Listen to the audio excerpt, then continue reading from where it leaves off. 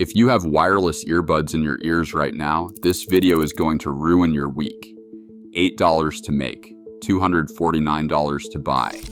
The most successful earbud scam in history is sitting in millions of pockets across the planet, and 98% of buyers have no idea what is actually inside the case.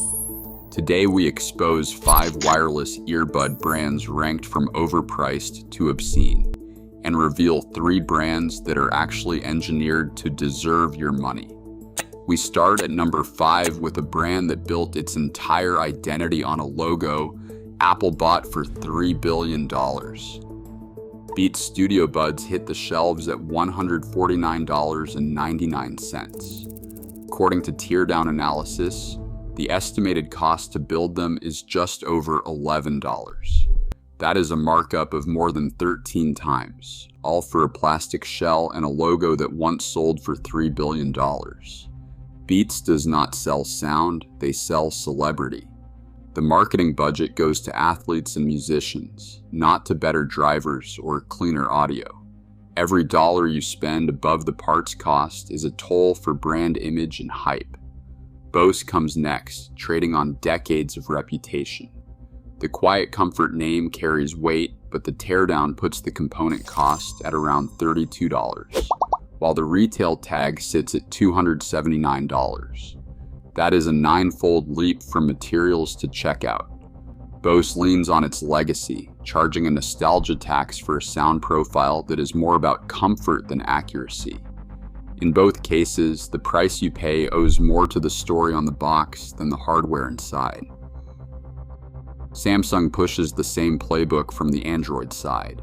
The Galaxy Buds Pro hit shelves at $229, but a Tech Insights Teardown estimates the parts and assembly at just $22.40. That is nearly a 10-fold markup, one of the steepest in the market. The hardware inside is not gold-plated, just mass-produced silicon and plastic. Yet Samsung leans on its own ecosystem, tying features like auto switching and seamless pairing to Galaxy phones. The message is clear: pay the premium or lose the convenience. Is it sound quality that justifies the price, or the fear of missing out on a branded experience? When a set of earbuds costs the same to build as a fast food meal, but rings up at luxury watch prices, the real product is not audio, it is lock-in. Next, the numbers climb even higher.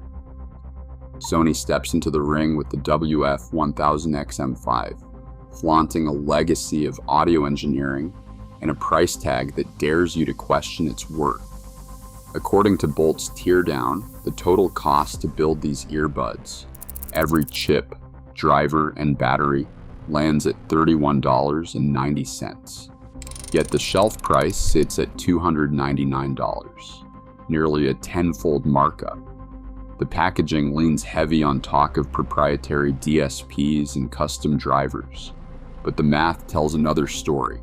For every dollar spent on parts, Sony pockets 9 more in pure margin. Brand reputation does the heavy lifting, not the hardware. The promise of elite sound becomes a smokescreen for a price that is engineered to impress the boardroom, not the listener. If this is what passes for value at the high end, brace yourself. The next reveal makes even Sony's markup look tame. Apple's AirPods Pro 2 land with the hardest punch of all.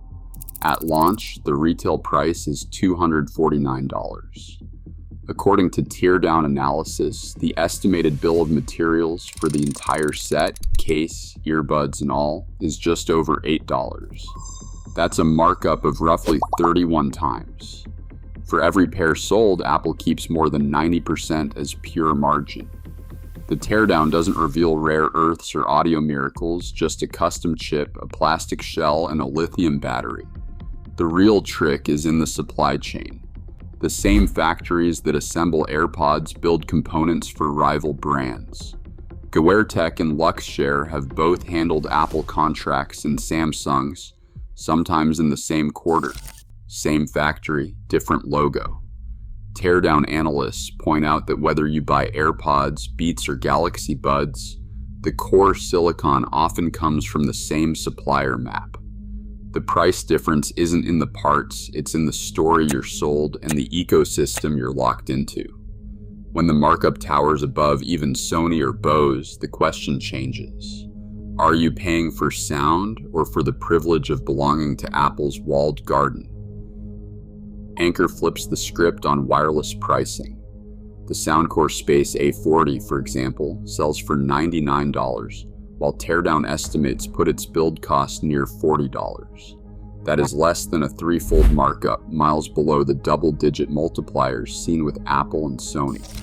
Lab measurements from SoundGuys and Artings show frequency response curves within 5% of AirPods Pro 2. Battery life stretches to 50 hours with the case. No nostalgia surcharge, no ecosystem handcuffs, just straightforward specs and performance that stand up to the numbers. For buyers tired of paying for a logo, Anker proves you can get near premium sound without the premium tax. Wired options still hold a place for buyers who want every dollar to count. The Moondrop Area Snow Edition sits at $79 and brings a liquid crystal polymer driver, a technology usually reserved for pricier models. Reviewers from measurement-focused sites rate its tuning close to the Harman target, with detail and balance that rival much more expensive sets. For those with a tighter budget, the 7Hz Cellnote Zero comes in at just $25.